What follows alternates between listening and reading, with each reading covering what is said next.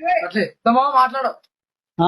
హలోనా ఏలే ఏం అయిపో సారు కొట్టినానంటే మన అమ్మని వాడు ఏంటికి నెత్తికి కొట్టినాడు. చెండు కట్టింది నెత్తిలో.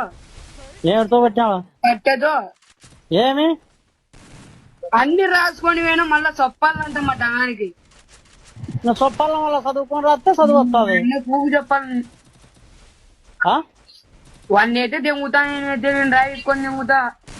రాజుకొని దిగితే జైలు పోతావు. ఊగు పోతాడు.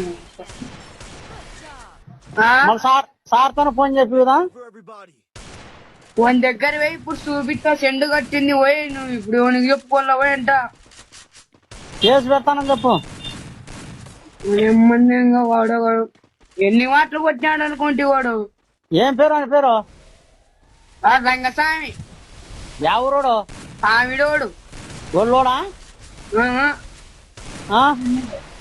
బాపనోళ్ళు. కేసు పెడతా అంట మన ఆయన చెప్పు. కేసు కాదురా నీ ఎక్కవన్నీ దెంగుదాం. మళ్ళీ రాయితే ఇస్తావా?